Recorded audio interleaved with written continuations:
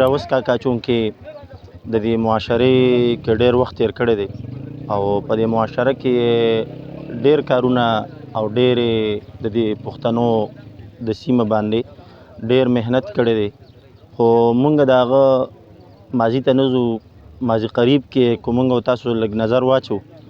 یو یې ماضي بعید دی او یو یې ماضي قریب دی. ماضي بعید کې چې هغوی هر څه کړي دي هغه د هغوی دغه، خو کله چې ماضي قریب ته مونږ او تاسو وګورو نو د هغوی طبیعت دا د نیکۍ سره او خصوصا د الله والو سره لګېدلی او چونکې ماته یو پخپله مشاهده ځکه ده چې زه پیش امام یم او ماله به اکثر به راتلو او زما مسجد کې چې کوم طلبه دیره هغوی سره به م ناستو، ما سره به م کېناسته او د هغوی د حوصلې دپاره هغوی سره چې کوم دی نو خندا کې خبرې اترې، چونکې مسافر وو طلبه نو د هغوی حوصله افزایي به م کوله، د هغوی خدمت به م کو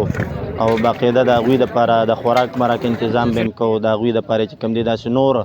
مالي تعاون به م زما د طلبو سره کړی دی. الله جل شانه دې د دغې بدلې په دنیا او آخرت دواړو باندې، دنیا خو یې لاړه خو الله جل شانه دې د دغې بدلې د دوی بچو ته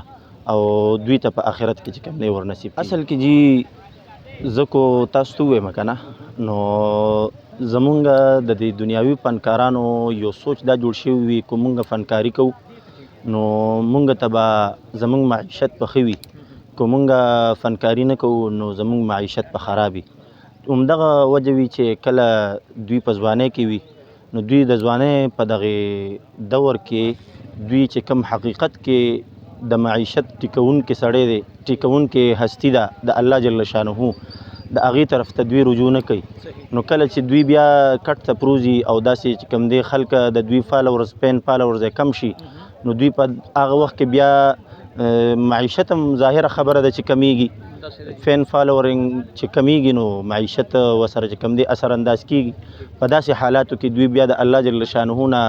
توکل او هر څه کوي، خو هغسې حالات چې کوم دی انسان ته بیا نه میسر کیږي. وي ځواني دا د بوډاوالي نه مخکې غنیمت وګڼه او په دې کې د الله سره تعلق جوړ که نو الله جل شانه به ستا راتلونکي چې کوم ورپسې زندګي ده ټوله به الله جل شانه ښایسته کړي. نو چونکې دغه فنکاران دي دوی په خدمت کې دا درخواست دی چې د الله جل شانه د رضا دپاره تاسو دغه فیلډ پرېږدئ او د الله جل شانه د طرف ته راشئ، یو حلال حق حلاله مزدوري وکړئ. تاسو سره به په جیب کې مال دولت کم وي خو ستاسو زړونو ته به داسې یو سکون میلو شي چې هغه به تر ابده وي، هغه به چې کوم دی د خوشحالو ژوند وي. تاسو سره په جیب کې کوئی لاک روپۍ وي او تاسو د فنکارۍ زندګي تېروئ، ستاسو په زړه کې به یو بېچیني وي، یو سکون به ستاسو په بدن باندې نه وي. لہذا تاسو دغه د شوبز د زندګي پرېږدئ او د الله جل شانه طرف ته راشئ، د الله جل شانه عبادت شروع کړئ. الله جل شانه سره په دغې ځوانۍ کې خپل تعلق بحال کې انشاءالله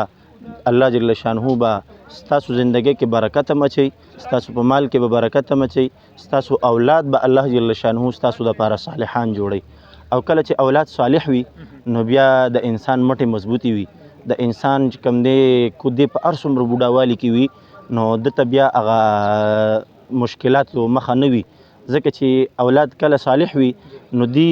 په دینی شعبو کې خپل د والد محترم دپاره دعاګانې کوي او په دنیاوي شعبو کې د خپل پلار امداد کوي. نو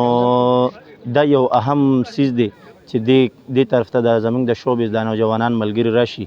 او د الله جل شانه سره خپل تعلق بحال کی. امید دی او بلکې یقین دی چې الله جل شانه به زندگی